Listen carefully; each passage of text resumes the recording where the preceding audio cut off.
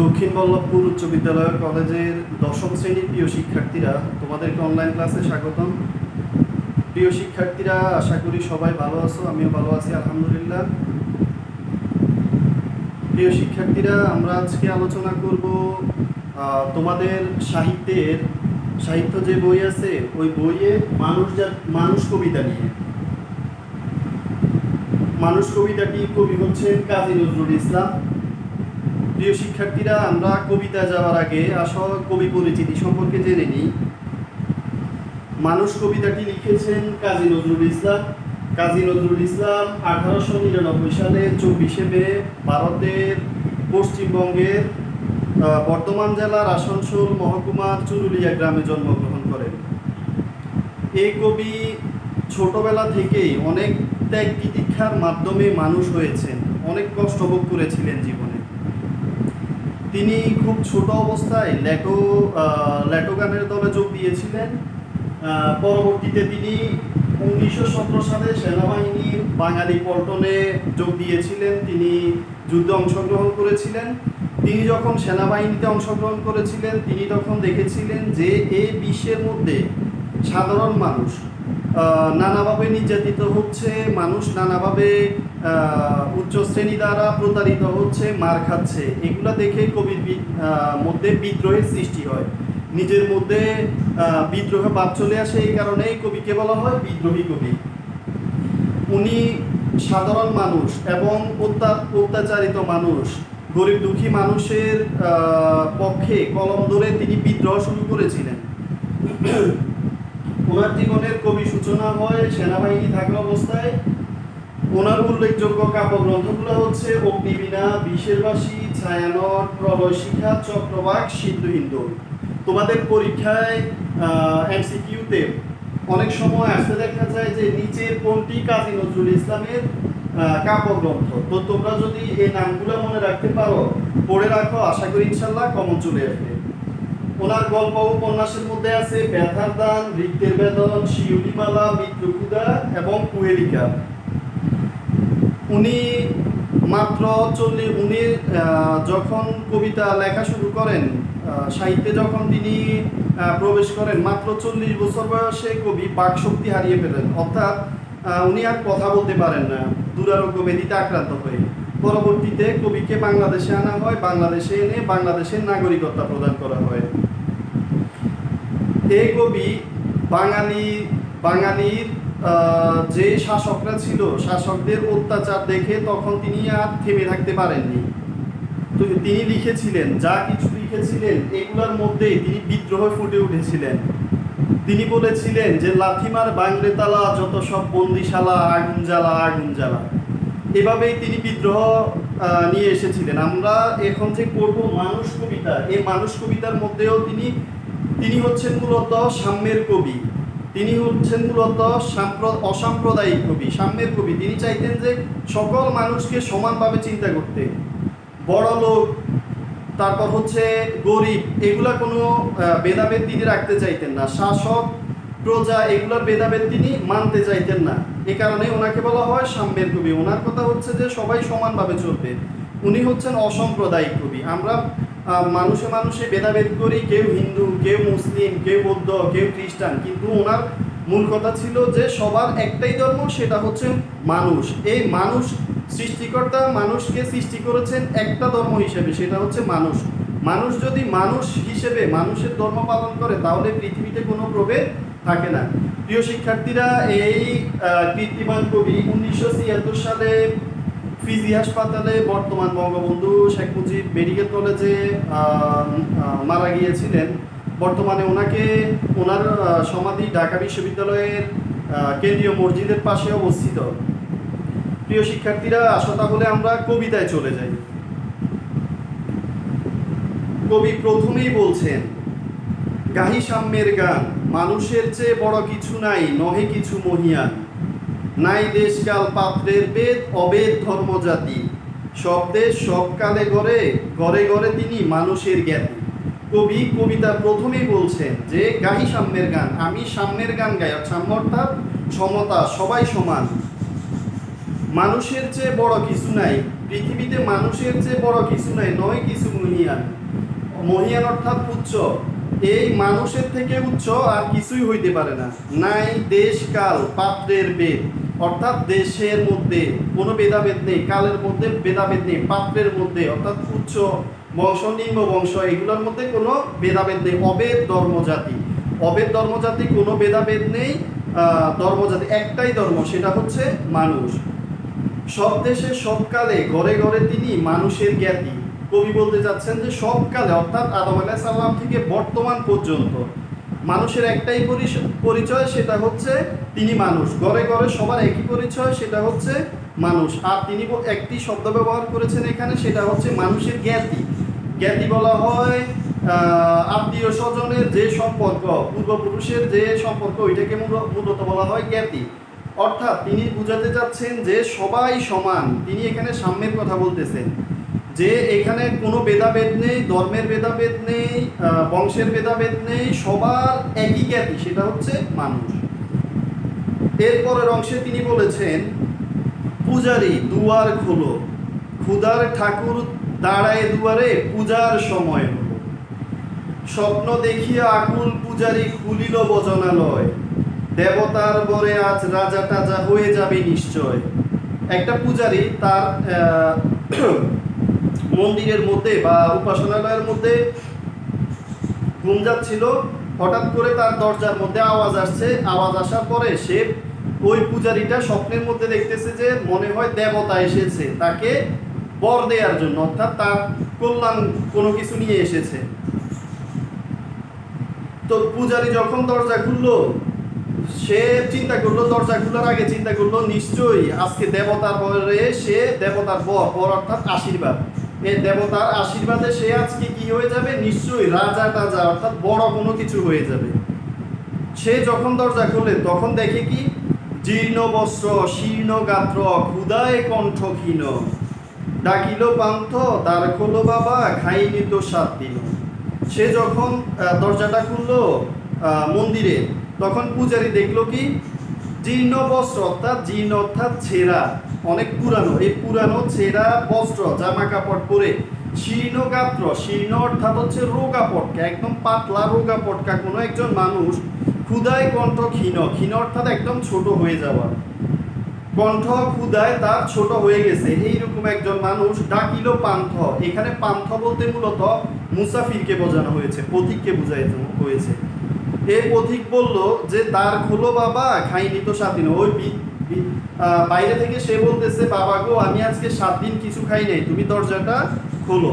কিন্তু পূজারি তো ভেবেছিল যে তার জন্য নিশ্চয়ই এই দেবতা এসেছে তাকে বর দেওয়ার জন্য, তাকে উচ্চ কিছু বানাই দেওয়ার জন্য। কিন্তু সে দরজার কাছে যখন আসলো, সে শুনতেছে যে একজন জীর্ণ বস্ত্র শীর্ণ গাত্র একজন পথিক এসেছে। সহসা হলো বন্ধ হলো মন্দির, বুখারি ফিরিয়া চলে, তিমির রাত্রি পথ জুড়ে তার ক্ষুধার মানিক জলে। এই যে মুসাফিরটাকে দেখে বা ফকিরটাকে দেখে পূজারি কি করছে, দরজা দিয়ে দিছে। এই দরজা দিয়ে দিছে, কেন দরজা দিয়ে দিছে, বলতেছে যে আমার কাছে খানা নাই, এই কথা বলে সে দরজা দিয়ে দিছে। দরজা দিয়ে দেওয়ার পরে মুসাফির ফিরে চললো, তিমির রাত্রি অর্থাৎ গভীর রাত্রি, এই গভীর রাত্রিতে সে আবার ফিরে চললো মন্দিরের দুয়ার থেকে।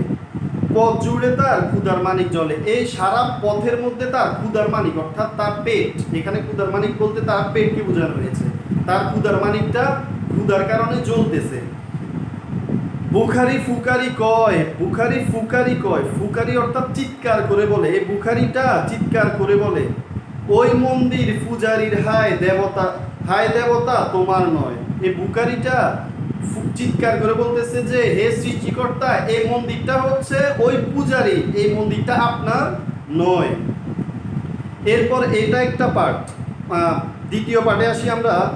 এরপরে আছে যে মসজিদে কাল শিরনি আসিল, অডেল গোস্ত রুটি, বাঁচিয়া গিয়াছে মোল্লা সাহেব, হেসে তাই কুটি কুটি। মসজিদে কেউ খানা দিয়েছিল গোস্ত এবং রুটি, অনেকগুলা গোস্ত এবং রুটি বেঁচে গিয়েছিল। এই বেঁচে যাওয়া দেখে মসজিদের ইমাম হেসে কুটি কুটি, অর্থাৎ সে এগুলা আত্মসাৎ করতে পারবে। এমন সময় এলো মুসাফির গায়ে আজারি চিন। এমন সময় দেখা গেল একজন মুসাফির এলো, আজারি চিন। আজারি চিন অর্থাৎ ছেঁড়া ফাটা এবং রুগ্ন অবস্থায়, এই ধরনের অবস্থাকে বলা হয় আজারি চিন। আজারি চিহ্ন ব্যতীত অবস্থায় সে এসেছে একটা মুসাফির। বলে মুসাফির এসে বলে বাবা আমি ভুখা ফাঁকা আছি আজ নিয়ে 7 দিন। সে মুয়াজ্জিন ইমামকে বলল যে আমি ভুখা ফাঁকা অর্থাৎ 7 দিন কিছু খাই নাই। তেরিয়া হইয়া হাকিল মোল্লা, বেলা হলো দেখি লেঠা। বুখা আছো মর্গ বাগাড়ে গিয়া, নামাজ পড়িস বেটা। মোল্লা সাহেবের তো এবার রাগ উঠে গেছে। সে বলতেছে যে তার যে গোস্ত রুটি ভাত বেঁচে গিয়েছে এগুলাতে তো এই মুসাফির ভাগ বসাবে। এই কারণে সে একদম মুসাফিরকে বলল যে অবজ্ঞার থেকে বলল যে তেরিয়া হইয়া কি বেলা হলো দেখি লেঠা। হায় হায়, এখন তো সর্বনাশ হয়ে যাবে। তারপর মুসাফিরকে সে বলতেছে বুখা আসো মর গো বাগাড়ি গিয়া। গো বাগার অর্থাৎ যেখানে মৃত গরু ফেলা হয়। বেড়া তুই এখানে কেন আসছিস? তুই যেখানে মৃত গরু ফেলা হয় ওইখানে যা, ওইখানে যাই ওইখানের খাওয়াগুলো খা। তুই মসজিদে কেন আসছিস? নামাজ পড়িস বেটা। আবার প্রশ্ন করতেছে তুই যে এখানে আসছিস মসজিদে, তুই কি নামাজ পড়িস? বুখারী কহিল না বাবা। বুখারী বলল যে না আমি পড়ি না। মোল্লা হাকিল তাহলে শালা সোজা পথ দেখ। মোল্লা হাকিল অর্থাৎ চিৎকার করে বলল যে তাহলে তুই একদম সোজা যা, এখানে দাঁড়াবি না। গোস্ত রুটি নিয়ে মসজিদে দিল তালা। সে গোস্ত এবং রুটি নিয়ে মসজিদের মধ্যে তালা দিয়ে দিছে। বুখারী ফিরিয়া চলিতে চলিতে বলে, বুখারীটা ফিরে যাচ্ছে। ফিরে যাওয়ার সময় সে বলে 80টা বছর কেটে গেল আমি ডাকিনি তোমায় কবু, আমার ক্ষুধা অন্নতা বলে বন্ধ করনি প্রভু। অর্থাৎ আমি 80 বছর ধরে সৃষ্টিকর্তা আপনাকে ডাকি নাই, কিন্তু আপনি আমাকে এক মুহূর্তের জন্য আমার অন্ন বন্ধ করেন নাই। তবে মসজিদ মন্দিরে প্রভু নাই মানুষের দাবি। এই দুইটা দৃশ্য থেকে আমরা দেখি প্রথম মন্দিরের দৃশ্য, পরে মসজিদের দৃশ্য। দুইজন যে একজন পুরোহিত আর একজন ইমাম, ওনাদের মূল উদ্দেশ্য হচ্ছে নিজের স্বার্থ রক্ষা করা। এখানে এই কারণেই কবি আবার বলতেছেন যে তব মসজিদ মন্দিরে প্রভু নাই মানুষের দাবি। অর্থাৎ কবি বলতেছেন যে মানুষের দাবি হচ্ছে মসজিদ মন্দিরে প্রভু নাই। মসজিদ প্রভুটা হচ্ছে মানুষের নিজের মধ্যেই, অর্থাৎ আমাদের আত্মার মধ্যেই। যার আত্মার মধ্যে প্রভু আছে, আমাদের প্রতিটা মানুষের মধ্যেই এক একজন সৃষ্টিকর্তা আছে। সেটা যদি আমরা অনুভব করতে পারি তাহলে আসলে এটার ভালো প্রয়োগ হয়। যদি অনুভব না করতে পারি তাহলে ওই মসজিদ এবং মন্দিরে ইমাম এবং পুরোহিতের মতোই কাজ হয়। এখন মানুষ দাবি করতেছে যে মসজিদ মন্দিরে প্রভু নাই। মোল্লা ফুরুত লাগাইছে তার সকল দুয়ারের চাবি। কবি বলতেছেন মোল্লা এবং ফুরুত মসজিদ এবং মন্দিরে চাবি দিয়ে দিছে, তালা দিয়ে দিছে। কোথায় চেঙ্গিস গজনি মাহমুদ, কোথায় কালা পাহাড়। এখন কবি চেঙ্গিস খান, গজনি মাহমুদ এবং কালা পাহাড় ঐতিহাসিক এই যোদ্ধাদেরকে ডাকতেছেন। কেন ডাকতেছেন? ভেঙে ফেল ওই ভজনালয়ের যত তালা দেওয়াদার। তিনি ডাকতেছেন যে ভজনালয়ে, অর্থাৎ যেখানে মানুষ ভজন করে, সৃষ্টিকর্তা প্রণাম করে, সৃষ্টিকর্তাকে স্মরণ করে, ওখানের যে তালা দেয়া আছে এই তালা দ্বার দেয়া গুলা ভেঙে ফেলার জন্য তিনি এই ঐতিহাসিক এই যোদ্ধাদেরকে ডাকতেছেন। খোদার ঘরে কে কপাট লাগায়, কে দেয় সেখানে তালা। কবি প্রশ্ন করতেছেন যে খোদার ঘরে কে কপাট দেয়, কে তালা দেয়। সব দ্বারের খোলা রবে হাতুড়ি সাবাল চালাক। কবি বলতেছেন যে এই মন্দির মসজিদ এগুলার তালাগুলা খোলা রবে। হায় রে ভজনালয় তোমার মিনারে চড়িয়া বন্ড গাহে স্বার্থের জয়। কবি বলতেছেন যে মিনারে অর্থাৎ মন্দির এবং মসজিদের মিনারে বন্ডরা বসে বসে স্বার্থের গুণগান গায়, স্বার্থের কথা কয়। এখানে মূলত কবি বুঝাতে চেয়েছেন সাম্প্রদায়িক কারণে দেখা যায় অনেক সময় মানুষ এক ধর্মের মানুষকে অন্য ধর্মের মানুষ সাহায্য করতে চায় না, কিন্তু কবি এগুলাকে, কাজী নজরুল ইসলাম এগুলাকে অস্বীকার করেছেন। দেখো আমরা আমাদের যে ধর্মগ্রন্থ আছে, আমাদের যে ধর্ম আছে, এটাকে অপমান করলে কেউ আমরা একদম লেই লেই করে ছুটে পড়ি, যে অপমান করছে তাকে ধরার জন্য বা তাকে শায়েস্তা করার জন্য। কিন্তু প্রতিটা ধর্মের ধর্মগ্রন্থ আছে, এই ধর্মগ্রন্থগুলোকে আমরা কত শ্রদ্ধা করি, কিন্তু কবির জীবন বাজি রেখে আমরা এগুলাকে রক্ষা করার চেষ্টা করি। মসজিদের মন্দির এবং মসজিদের যে মসজিদের মোল্লা এবং মন্দিরের যে পুরোহিত, তাদের যে আচরণ আমরা একটু আগে দেখলাম, এগুলাই প্রকাশ পায়।